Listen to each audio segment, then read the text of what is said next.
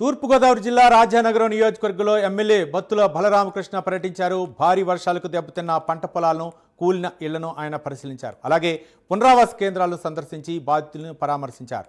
రైతులకు నష్టపరిహారం అందజేసి కొత్త ఇళ్లను నిర్మించి ఇస్తామని ఎమ్మెల్యే బత్తుల బలరామకృష్ణ హామీ ఇచ్చారు.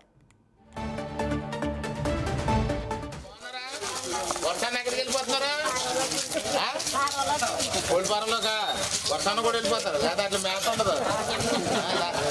నువ్వు అట్లా మేత అయిపోతే ఎవరికి మేత ఉండదు. మరి కాలం బాగాలేదు.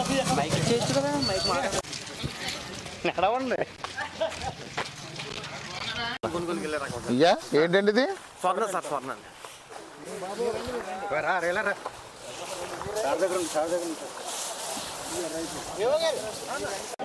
మల్లంపూడి మల్లంపూడి సన్మానాలు సత్కారాలు ఏంటంటే చూడు సార్.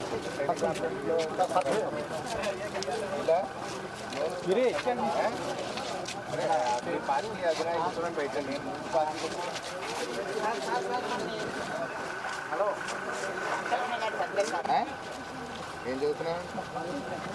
చెప్తా ఇక 4 రోజులు స్కూల్ అలా కలవలే. అందరికీ నమస్కారం. ఏదైతే ఈ మొందా తుఫాన్ అనేది వచ్చిందో గౌరవ ముఖ్యమంత్రి శ్రీ నారా చంద్రబాబు నాయుడు గారు, గౌరవ ఉప ముఖ్యమంత్రి శ్రీ కొణిదెల పవన్ కళ్యాణ్ గారు పూర్తి స్థాయిలో ప్రభుత్వం తరఫున అన్ని ముందస్తు చర్యలు చేపట్టి ప్రమాదాన్ని నివారించినప్పటికీ ఈ తుఫాన్ అనే దానికి కావాల్సినటువంటి ముందస్తు చర్యలన్నీ కూడా పకడ్బందీగా అధికార యంత్రాంగాన్ని అప్రమత్తం చేయడం వల్ల పూర్తి స్థాయిలో ఎక్కడ ప్రాణ నష్టం జరగకుండా చూసుకోగలిగాం. అయినప్పటికీ ఈ యొక్క మన రాజానగరం నియోజకవర్గంలో చూసినట్లయితే ఎక్కువ వ్యవసాయ ఆధారిత ప్రాంతం అవడం వల్ల వ్యవసాయం చేసుకునే రైతులందరూ కూడా చాలా విపరీతమైన నష్టం వాటిల్లింది. ఒక రాజానగరం మండలంలో కానీ చూసినట్లయితే 2100 ఎకరం వరకు కూడా ఈ యొక్క ధాన్యం పండించి చివరికి చేతికొచ్చే సమయంలో తుఫాన్ రావడం వల్ల మొత్తం నేలమట్టం అయింది. చాలా వరకు పొలాలకి నేలమట్టమైన పొలాలకి నీరు కూడా ఎక్కేయడం జరిగింది. చాలా పొలాలు అయితే మొలకలు కూడా వచ్చేసినాయి. ధాన్యం అంతా కూడా మొలిసేసింది. ఈ యొక్క 2100 ఎకరం కూడా రైతుకి ₹1 కూడా చేతికొచ్చే పరిస్థితి లేదు. పూర్తి స్థాయిలో రైతులు నష్టపోయారు.